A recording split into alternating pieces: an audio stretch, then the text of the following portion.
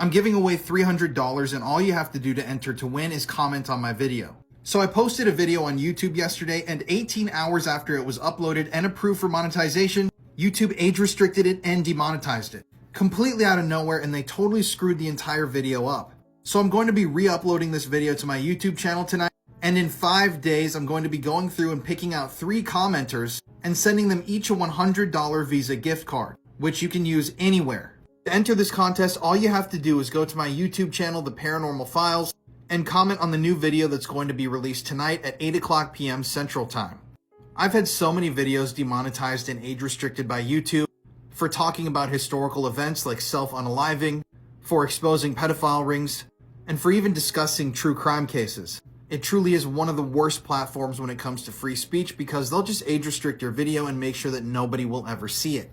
But seeing this was the final straw because I worked unbelievably hard on this video. It's a crazy video, and I was talking in the video about some deaths that occurred on this bridge that I discovered when going through old newspaper reports that I hadn't seen referenced anywhere else. So I'm going to be talking about this again when the video releases, and the link to my YouTube channel is in my bio. But please guys, if you could show up, watch the video, leave me a like and a comment, share the video, it would help so much to show YouTube that we're not going to stand for the censorship and that people actually do care about my content. This has just been a tough day.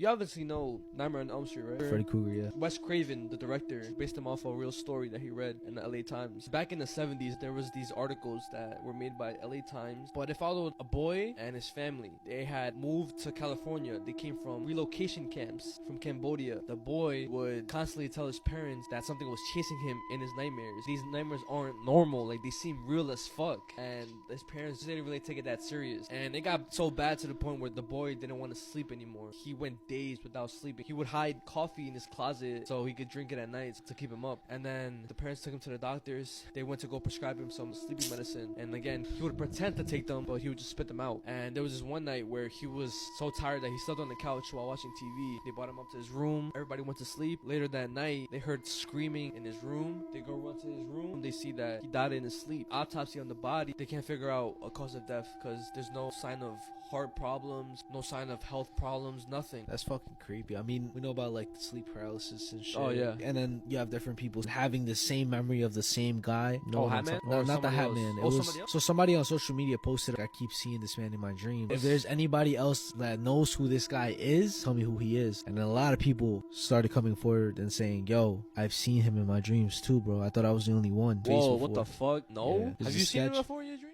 There's a killer on the loose right now in Utah, and this poor girl has yet to receive any justice. Just before 6 a.m. on Saturday, 20-year-old Lindsay Van Orman was leaving her boyfriend's house in Mill Creek, Utah. She was only a block away from her home when she accidentally struck a cat in the road, so she put her hazards on and got out to help. This was near 3051 South, 2300 East, near Maverick gas station. While she was helping this cat, police believe that a light-colored Nissan Titan going 40 miles per hour hit her. And instead of getting out to help her or calling the police for help, they just left her there, dying in the middle of the road, all alone. Lindsay was taken to the hospital where she sadly died later that night due to how severe her injuries were. The Unified Police Department has since released 3 videos of the killer's vehicle, and like I said earlier, they believe that it's a light-colored Nissan Titan with a rack on the back that now has a broken passenger front headlight. The killer was seen turning onto 2700 South, 2000 East just minutes after they hit Lindsay. This front porch video from a house down the street captures the exact moment that it happened. You can see Lindsay's car stopped with the hazards on and then 3 cars pass by. First a dark-colored sedan, then a white truck, and then the Nissan Titan in question, which turns out to be the person who hit and killed Lindsay.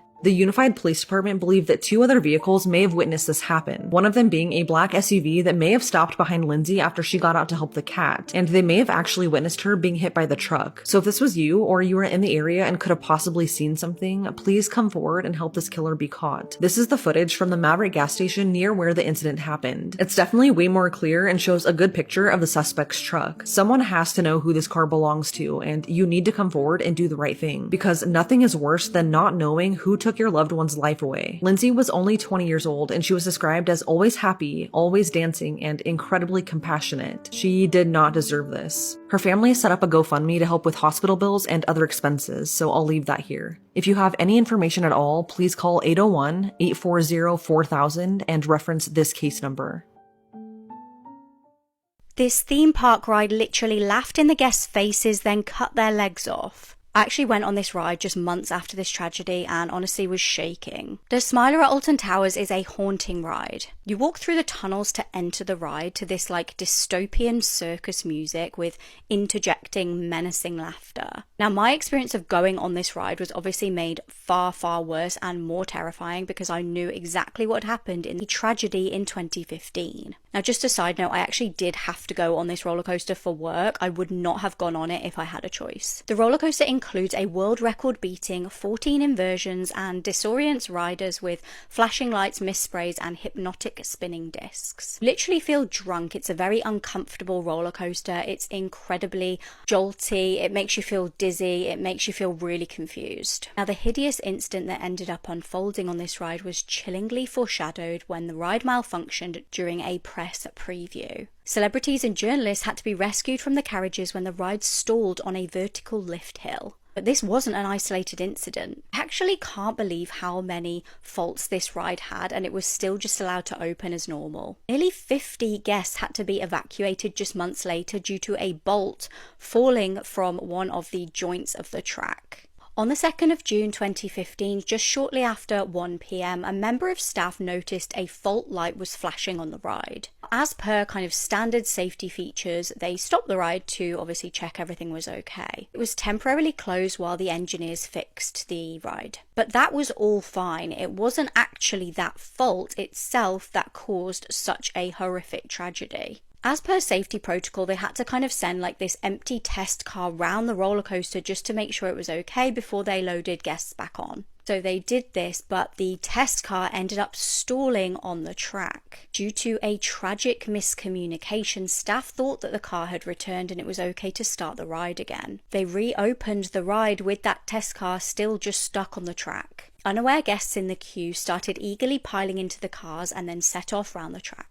Again, a warning light started flashing on the control panel to alert the staff there was a car still on the ride. Now, believing this to be a glitch, the staff member overrode that safety feature, sending the full car hurtling towards the empty one. Passengers' legs smashed against the empty car, which, it came out later, was the equivalent of a 90-mile-an-hour car crash. But emergency services couldn't immediately get to these people who were horrifically injured. It took 4 to 5 hours for teams to construct a temporary scaffold to even get to them. Bear in mind, these people were in agony, suffering severe blood loss during this time. 2 riders sat on the front row, required leg amputations. The ride actually reopened in 2016 and Merlin Entertainments was fined £5 million. I suppose the only nice story to come out of this tragedy was the 2 victims, Leah Washington and Joe Pugh, were actually on a first date during the incident. They went on to get married 9 years later.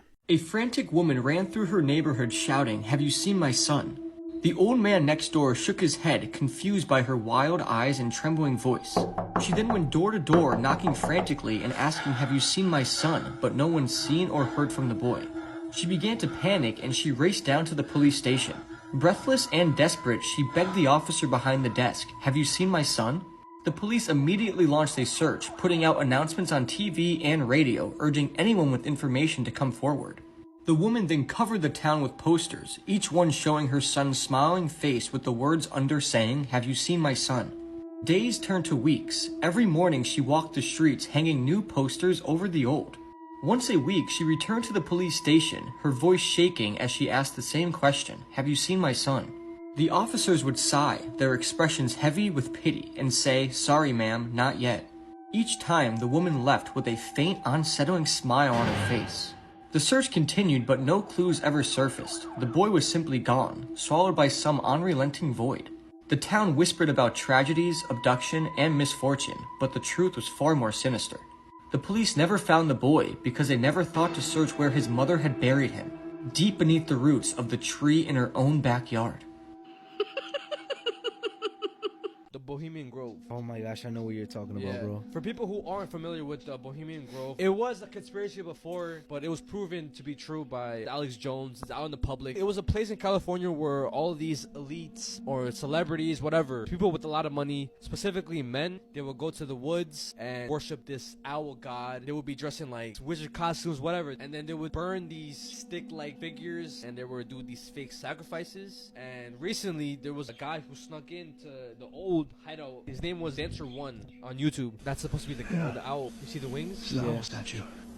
What the fuck? No way. Oh, that's hollow.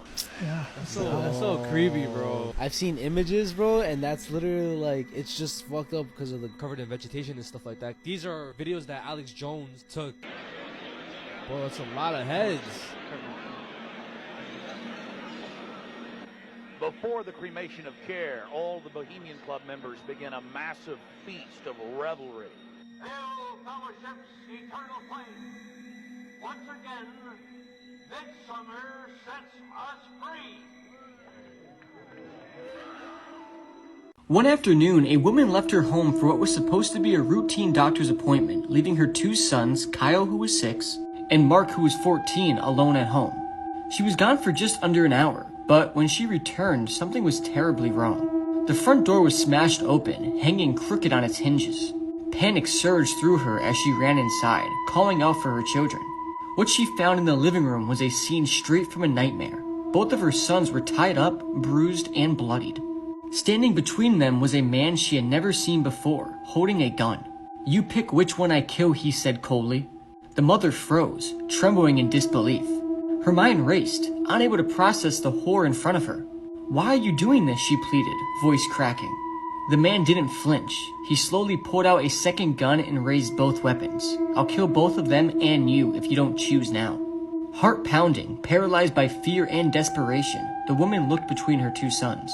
Tears streamed down her face as she made an impossible decision.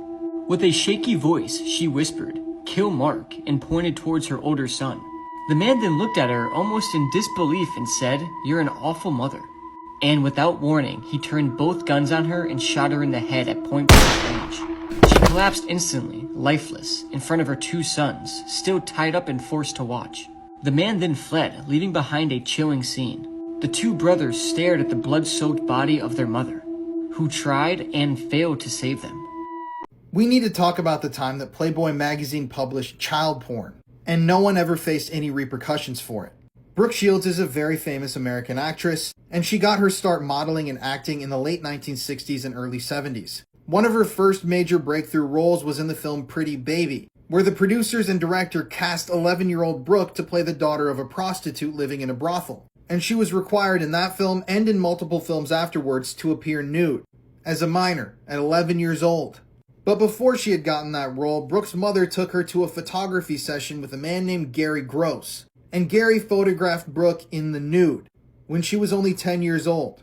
According to Wikipedia, the images portray Shields nude, standing, sitting in a bathtub, wearing makeup and covered in oil. Fully glammed up. I mean, this is incredibly disturbing stuff. And these photos were actually published in a Playboy magazine titled Sugar and Spice, and they were sent all over the world. Now, Playboy has an incredibly dark and twisted history, but I'll save that for another video. But from 1981 to 1983, Brooke and her mother actually sued the photographer and Playboy and tried to get the rights to those photos back because they didn't want them to continue publishing. However, due to a technicality, the New York City courts actually ruled in the favor of the photographer and Playboy, saying that it would have gone otherwise if Brooke was considered a child performer and not a model. This is incredibly disturbing, and I still feel like to this day someone should be prosecuted for this. It's hard to believe that this was actually published in a magazine, and not only was the magazine allowed to continue publishing, but nobody to this day has ever gone down for this.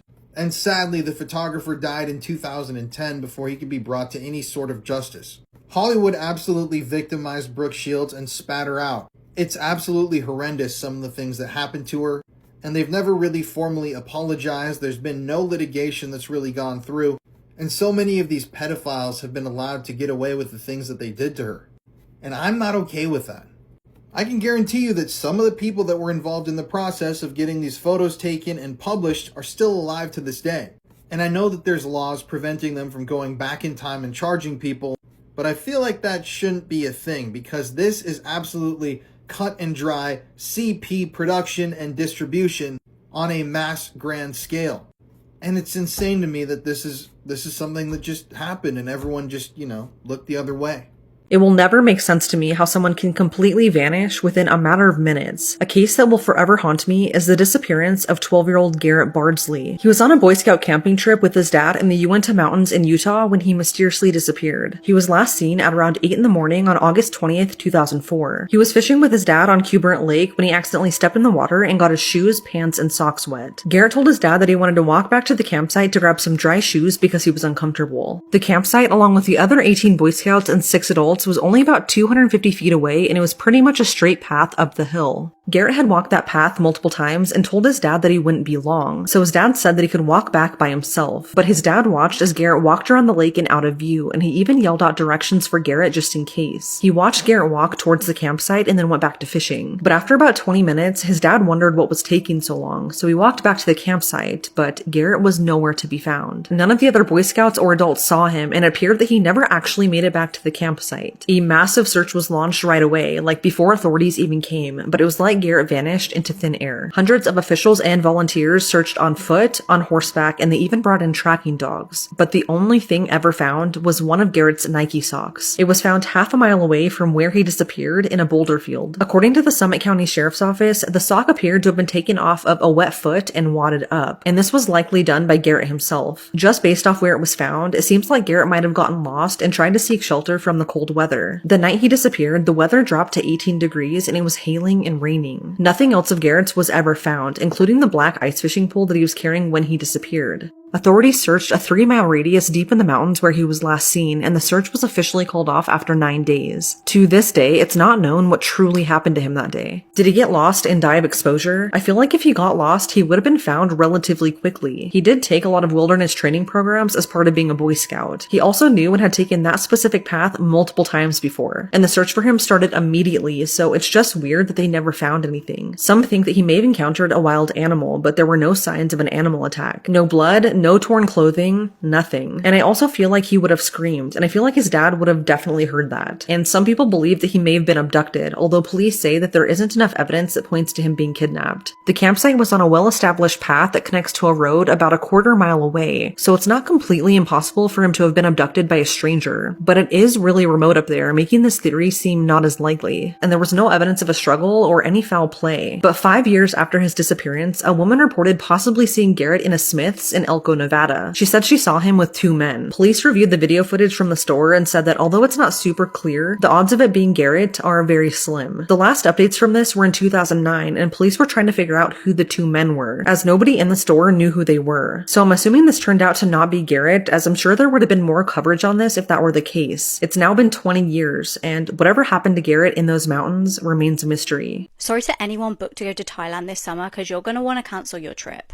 Koh Tao is an absolute paradise for many tourists that flock there every single summer. Stunning clear waters and the creamy sands just provide the perfect holiday destination. And in 2014, Hannah Witheridge and David Miller were ecstatic to be there. Hannah was 23 and was a speech and language student at Essex University. She was really looking forward to a well-earned break in the sun. David had also been working hard at Leeds University, and he was 24. The pair were strangers. They'd never actually met before prior to this holiday, and each arrived on the 12th of September with separate groups of friends. They had no idea they were soon to be bonded for eternity by the same devastating fate. They both checked into the Ocean View bungalows, and they actually couldn't believe their luck at how cheap this place is considering its perfect location. It was just £22 per night, and I feel like that's a lot of the attraction of Thailand for tourists. Not only is it absolutely stunning, it's also incredibly cheap to stay. They each settled into their separate rooms, buzzing for the adventures that lay ahead. But on the morning of the 15th of September, their bodies lay lifeless on the shore.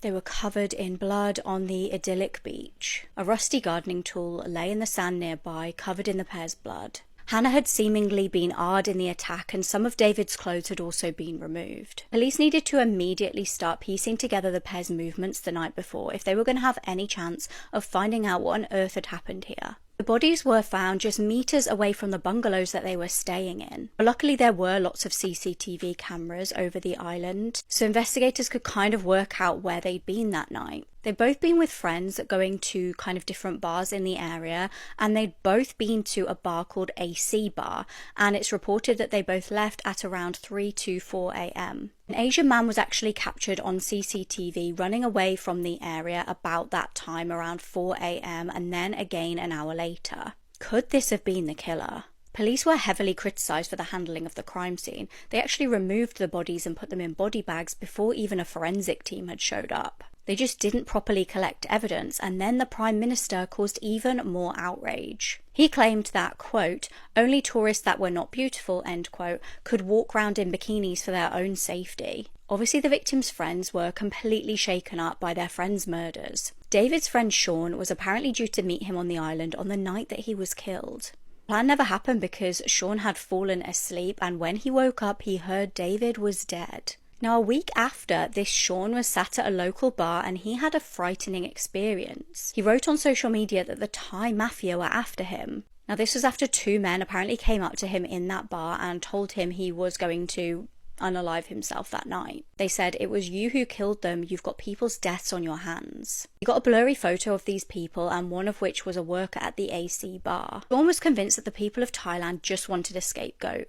Obviously, the news of two murdered tourists on the island was going to impact tourism. They didn't want this to affect local business, and he felt they just wanted a tourist to be blamed to get the heat off the local people. Suddenly, 2 weeks after the killings, 2 arrests were made. These were Wei Fio and Zor Lin, 22-year-old locals. They'd, according to police, confessed to the crimes. The motive was apparently SA and robbing the victims. Now, the pair did confess to being on the beach that night, getting drunk and playing the guitar, but they soon retracted their so-called confession of the killings. They said police had tortured them and threatened to kill them if they didn't say that they'd done this. And apparently DNA from the murder weapon didn't match these two. There were also some discrepancies with the CCTV footage. The clothing didn't seem to match the clothing of the men that were charged. Despite this, though, at their trial, they were found guilty and sentenced to the death penalty. DNA on a cigarette at the beach had matched them, along with the fact that David's phone was actually found at their house. This just isn't your typical closed crime case. Many people still wonder what really happened that night,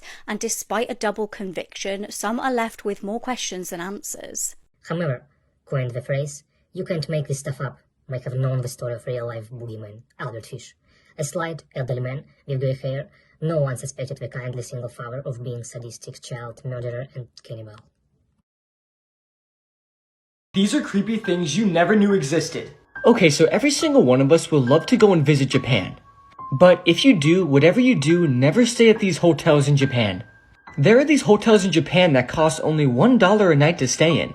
But there's a disturbing twist. These hotels live stream every single one of your movements to complete random people and strangers. So every single second you're spending in these rooms, you will be live streamed to thousands of people, just watching your every movement for no reason at all. They can watch you eat, sleep, bite your nails, or just anything else that you do. But the scariest part about this whole thing is that your identity, your face, and your location is now known by thousands of random strangers. So unless you're a person that likes going to random countries and having your location and identity known by every single person, this might be the place for you to stay. But let's be honest, I don't think anybody wants that.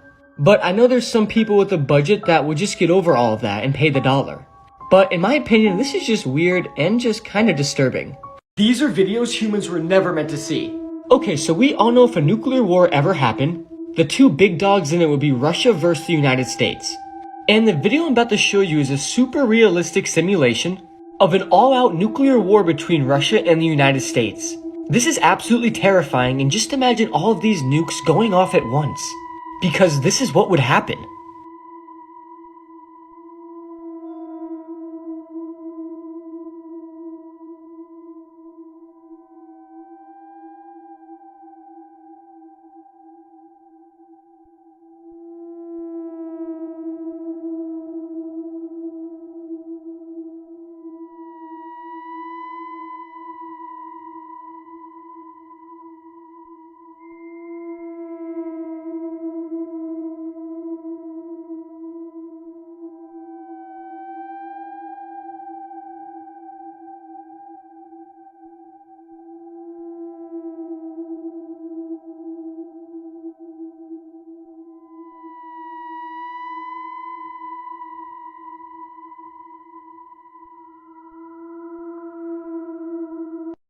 This British father of 4 did the unthinkable on Facebook Live.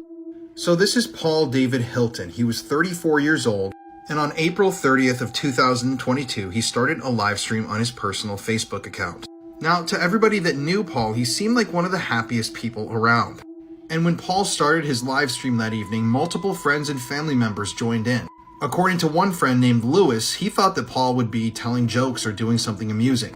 He even said he thought the live stream would be funny. But the events that unfolded in Paul's home pictured above that evening would be far from funny. And in fact, when people joined in, they noticed that Paul had extremely slurred speech and he didn't seem like himself.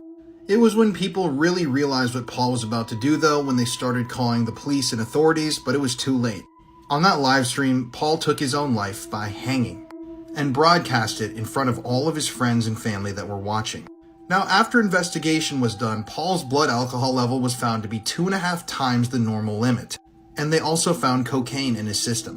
Those extremely close to Paul knew that he had struggled with mental health issues in the past, and that even recently, the year before, he had been referred to an addiction counseling center. But it seems like his struggles with drug abuse and mental health really got the best of Paul when he decided to live stream his own unaliving on that evening.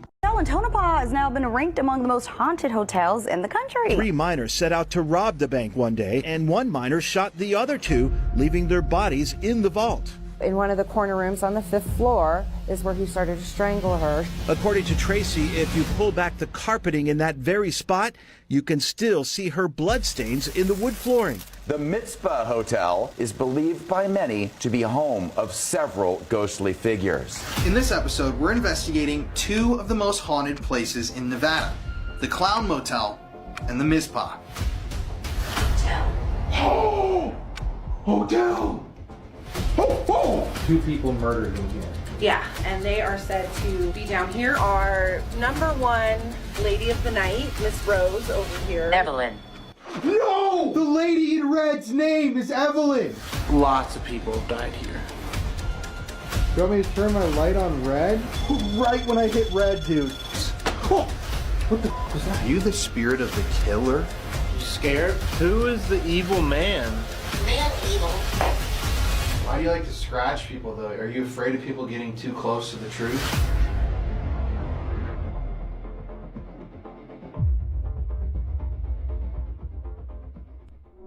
Seven pit bulls ripped this man's face off, killing him, and it's absolutely brutal. This 46-year-old man named Aglacer Pereira was going for his morning walk one day when he was suddenly attacked and brutally killed by dogs. He was ambushed by 7 pit bulls and had his face completely ripped off.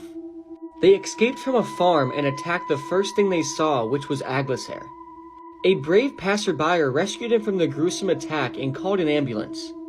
They then helped the victim down the road to meet the emergency vehicle.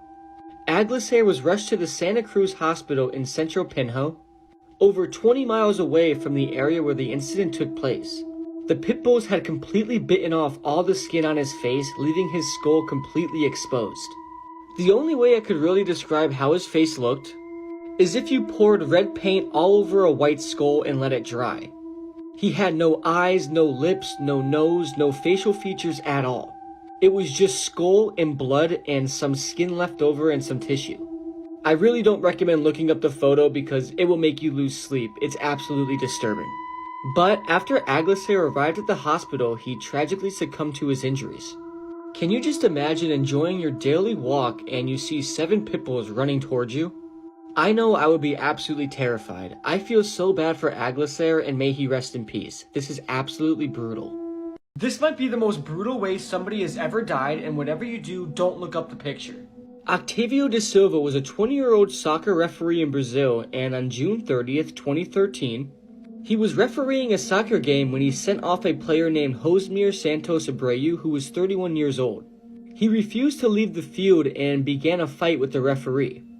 Abreu threw a punch which made Octavio draw a knife from his pocket and repeatedly stab Abreu. Abreu died on the way to the hospital, and when fans watching the game, including Abreu's family and friends, found out about his death, they invaded the field and stoned Octavio before decapitating him, and then ripping his limbs from his body with just their strength and no weapons, and then put his head on a stick in the middle of the field. And what makes this worse is that a graphic video surfaced online shortly after the incident, showing medical personnel reassembling Octavio's body. The video and pictures are extremely disturbing, and I don't recommend looking them up. The way his limbs looked after being ripped off is extremely unsettling to look at, because you see strings of flesh, tissue, and bone because it wasn't cut off properly and it was just ripped off. This case is absolutely awful, but why did Octavio pull out a knife when somebody just punched him? If he didn't stab Josmir Abreu to death, he would still be alive today.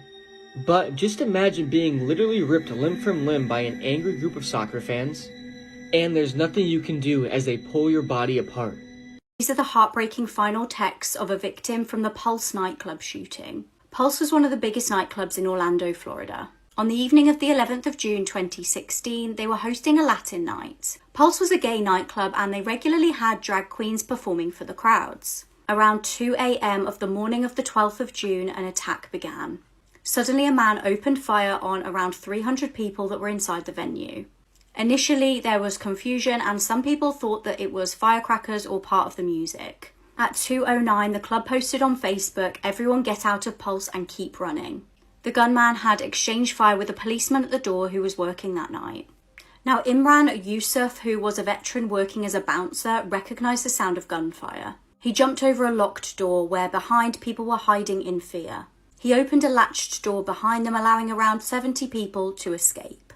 His quick thinking undoubtedly saved many lives. Police raced to the scene and a battle began inside which forced the gunman back. Terrifyingly, he took several hostage in the toilets at the back of the building. He warned police that he had explosives. During this time, terrified partygoers text loved ones to try and get help. 30-year-old accountant Eddie Justice sent these heartbreaking texts to his mum. At 2:45 a.m., the gunman, identified as Omar Mateen, called News 13 of Orlando. He announced that he was the shooter and he stated his reasons for doing so. Hostage negotiators were called in and police decided to storm the building at around 5 a.m. Dozens of people who had been cowering in another bathroom managed to flee before the gunman emerged. Another gunfight ensued between the gunman and police until they finally shot him dead. 49 people died and 58 were injured. At the time, it was the worst mass shooting in modern US history until 2017 when the Las Vegas shooting occurred. This is the last picture of this woman alive. Minutes later, her husband did the unthinkable. Butterfly Valley in Muğla, Turkey is an incredibly popular beauty spot. In June 2018, Hakan Aysal was visiting the spot with his wife, 32-year-old Semra. The pair were expecting a child soon as Semra was 7 months pregnant. The cliff was actually 1,000 feet up and many tourists are enticed there with the lure of the beautiful views. However, little did she know, Semra had been lured there for an entirely different reason. Semra was actually afraid of heights, but Hakan convinced her that the trip to the cliff would pay off. Prior to the pair going on the holiday, Hakan had actually taken out life insurance for his wife. On the day in question, he lured her to the edge of the cliff to take a selfie. They'd actually been up there around 3 hours and Hakan had been waiting for the exact time to strike when nobody was watching. After taking the photo, he callously shoved his pregnant wife off the edge of the cliff, causing her to plummet to her death. A witness driving past was then flagged down by Hakan, who he described as completely calm. The man later stated, "I was driving there and I saw someone was waving at me and I stopped." Hakan came and said that his wife had fallen down the cliff. He said, "We immediately got out of the car and started looking for her, but we couldn't see where she would have landed from where we were." He then said, "We tried to get closer to the edge for a better look. Hakan did not come with us down there. He was not acting like a man whose wife had just fallen off a cliff." Photos of the couple were shared on the news and a tourist came forward to say that they had actually seen the pair too. They had noted that it was odd that the pair was scrambling down a very rocky area to get to the very edge. The pair were even captured on video by a tourist who had joked, "Either this man will throw the woman off or the woman will throw the man." Suspicions were raised further when Hakan tried to claim an insurance payout shortly after his wife's death. Hakan tried to claim insanity, but he was ordered to serve at least 30 years behind bars before he can appeal for release. This is the moment right before this woman was fatally shot live on TV. Allison Parker was a budding young journalist from Martinsville, Virginia. She graduated from James Madison University and in 2014 she started working on air. This was for the morning show of WDBJ7. It was early in the morning of the 26th of August 2015 when Alison and her cameraman, 27-year-old Adam Ward, were preparing for a broadcast. Alison had actually just celebrated her 24th birthday and she was getting back into the swing of work. The pair were due to cover the 50th anniversary of the Smith Mountain Lake. In the middle of a live interview though, something horrific would take place. It was around 6:45 a.m. and during the live broadcast a man in black approached. Terrifyingly, he was carrying a gun. Suddenly, he fired at Alison and he then turned the weapon onto Adam. He fired shots at the woman that was being interviewed called Vicky Gardner. She actually thought quickly and played dead on the floor. Terrifyingly, the camera was still rolling and broadcasting to the horrified viewers at home as Alison and Adam lay dead. The gunman then fled the scene. The cameras were cut by the control room and the live feed cut back to the stunned journalists in the studio. They understandably could not process what had just happened. Police raced to the scene and Vicky was rushed to hospital and thankfully survived her gunshot wound. The other journalists at the news station thankfully actually recognised who the gunman was. They told police the shooter was Vester Flanagan. He'd actually previously worked for the news station until he was sacked for making staff feel uncomfortable. He had a history of being sacked from jobs due to bizarre behaviour and threatening people. It transpired that Vester had planned out his shooting in detail. He tweeted a confession shortly after and posted a video of the shooting to his Facebook. Police were obviously desperate to track him down, but before they could do so, he crashed his car and unalived himself. What are some Google searches that have led to people's arrests? Today we're going to talk about the dentist who was just arrested for putting poison in his wife's protein shakes. I cover all sorts of spooky and true crime stuff on this page, so follow along for more. On March 6, Angela Craig went to the hospital for dizziness and severe headaches. She would eventually pass away as her symptoms got worse. But what we know now is that her husband, James Craig, was slipping both arsenic and cyanide into her protein shakes. And part of the reason we know this is because of what James was looking up on his work computer weeks before his wife's death. Searches like how to make poison, undetectable poisons, and 5 undetectable poisons that show no sign of foul play, as if there was a fun listicle about it. And the shocking part of all of this is allegedly not the first time that James had tried to poison his wife. He allegedly poisoned her 5 or 6 years ago and she found out. And it's now believed that he was doing all this so that he could run away with another woman. This model was murdered in Croydon and what her killer said in court will make your blood boil. Sally Ann Bowman was born in 1987 in Carshalton in South London. She had 3 sisters and was very talented and attended the Brit School for Performing Arts and Technology in Croydon. As you can see, she was very beautiful and she had dreams of becoming a professional model. After leaving school, she worked as a part-time hairdresser and tried to make it as a model. In 2005, she joined Pulse Model Agency. She actually became the face of Swatch watches. Her career was going from strength to strength and it looked like all her dreams were about to come true. That was until the 24th of September 2005. Sally was 18 at this point and was starting to go on nights out. On the night in question, she was out with her sister and a group of friends. They went to Lloyd's Bar in Croydon and stayed there until around 1 a.m. Now CCTV captured her leaving the bar and she waited around 15 minutes outside for a taxi. She then contacted her ex-boyfriend Lewis Sproston, who offered to pick her up. The pair initially broke up due to accusations of them both cheating. However, that night Lewis picked her up from Croydon town centre around 2:20 a.m. He drove her to her house in Beinheim Crescent.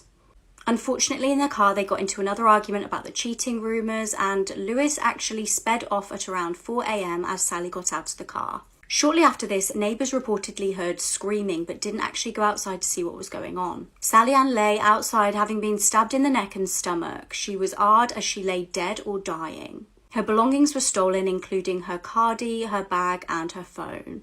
She was found deceased next to her home and police initially thought that Lewis was to blame. He was arrested and held for 4 days until finally DNA evidence eliminated him as a suspect. It wasn't until 9 months later this man was arrested. This was 35-year-old Croydon man Mark Dixie. Police had luckily managed to swab Mark 2 weeks earlier for having been involved in a brawl in a pub where he worked as a chef. The DNA they collected matched the DNA on Sally Ann. In court, Mark would admit to R-ing her after finding her on the ground outside her house. He denied murdering her though. Infuriatingly, he said he did not realise she was dead or dying when he found her. He was found guilty and sentenced to a minimum of 34 years. Frustratingly, it was actually then revealed that Mark was already a convicted serial S offender. He'd obviously been free to kill Sally Ann. He's unlikely to be considered for parole until at least 2040 when he's around 70. What? Nothing there, mate. Nothing there. What? There's nothing there.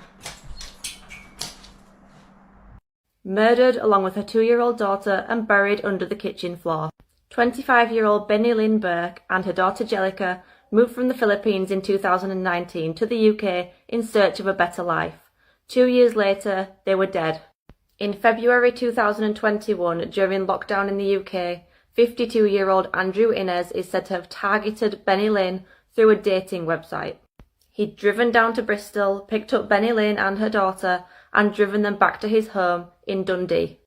They were reported missing 2 weeks later as family couldn't get in touch with them, and police saw Andrew's car on CCTV driving down to Bristol and back to Dundee the same day, and they tracked his car back to his home. At first, Andrew said that he'd driven down to Bristol, picked them up, and then driven them to Glasgow where he'd dropped them off with another man, but after further questioning, he admitted the murders and told police, "They're under my kitchen floor."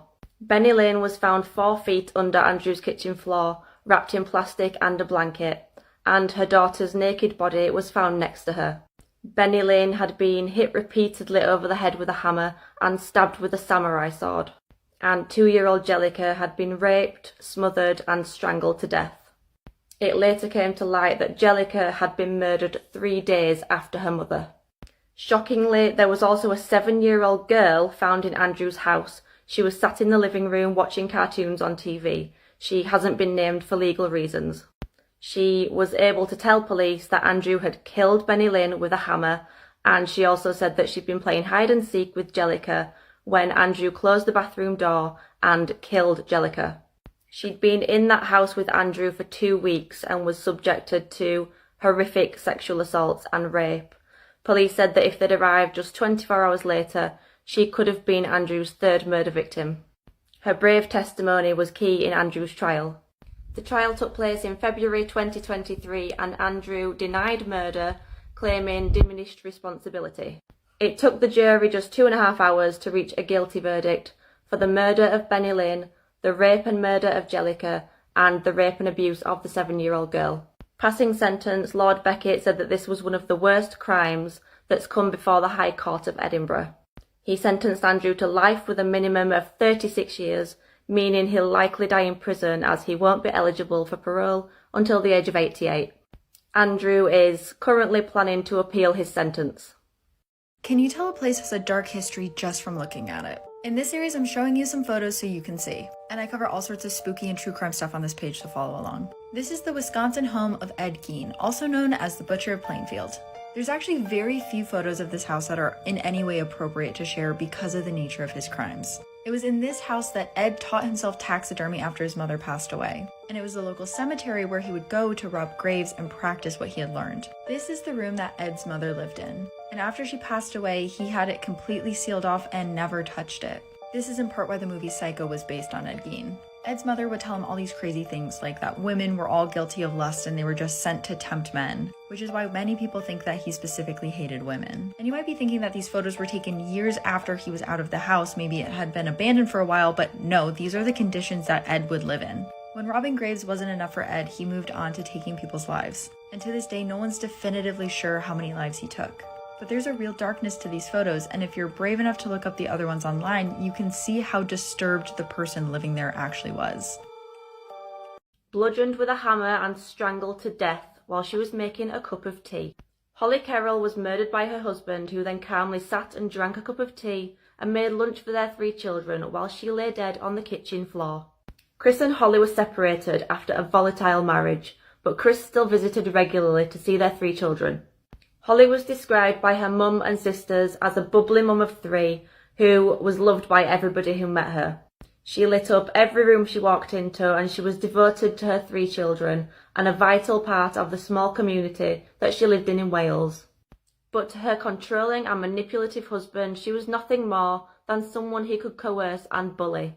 On Sunday, April 22nd, 2018, Holly messaged her sister saying he's here now, so I might not be able to message, as yesterday he twisted my arms backwards and nearly ran me over to get my phone.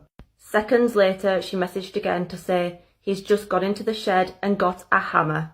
Her sister urged her to call the police, but it was too late. Chris launched a violent and frenzied attack on Holly. He hit her to the side of the head with the hammer, and as she fell to the ground, he then got on top of her and strangled her until she stopped moving. He then calmly sat and drank the cup of tea that she'd just made for herself, cleaned up the blood, and then wrapped Holly in plastic and their son's Thomas the Tank Engine bedsheets.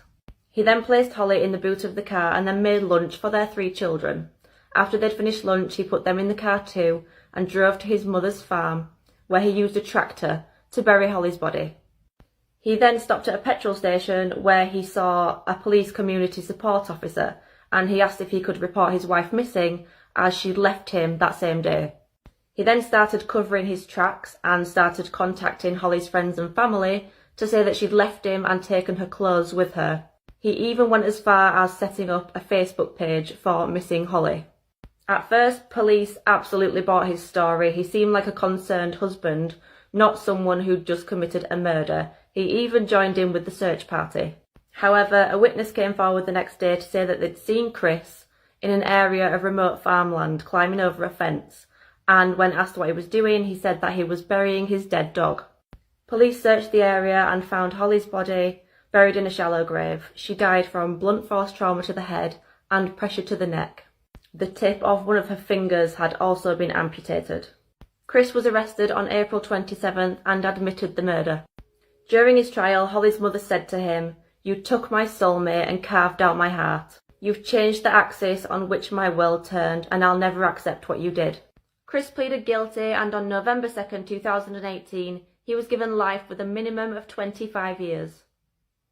This is the disturbing case of the child who killed a child. In July 2018, 6-year-old Alicia McPhail was abducted from her bed. She'd been staying with her grandparents in the Isle of Bute. She'd gone to sleep watching Peppa Pig, and no one had any idea of the horrors that would unfold that evening. Meanwhile, 16-year-old Aaron Campbell was drinking with friends at his house. Aaron apparently became upset in the night because he had been arguing with his mum. He had had a challenging upbringing involving physical and emotional abuse. Aaron decided that evening he wanted to get some substances to smoke from a couple that he knew. The couple in question were Alicia's dad Robert and his girlfriend. They'd been known to sell substances to Aaron previously, but he could not get hold of them. Intending to go and steal them off them, Aaron armed himself with a knife. He headed to Robert's house where he lived with his parents and girlfriend. This was obviously where Alicia was staying that evening. When he arrived at the house, he noticed the 6-year-old sleeping in her bed and took the opportunity to snatch the poor defenseless young child.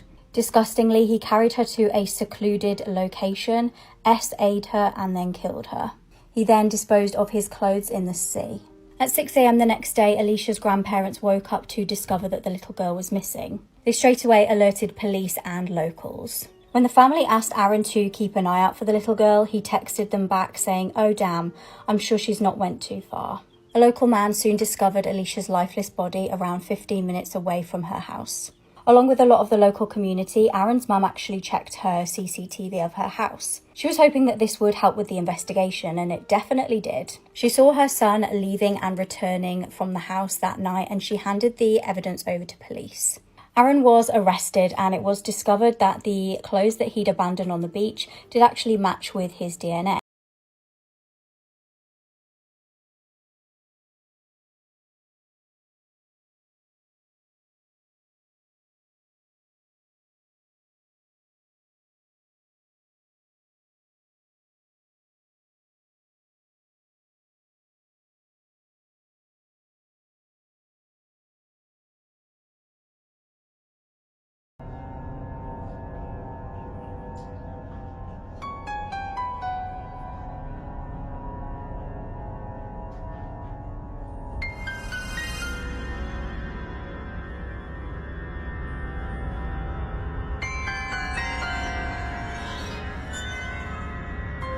This case made me terrified to go to the cinema. This is the case of the horror in Screen 9. James Holmes was raised in California. His mum was a nurse and his dad was a scientist.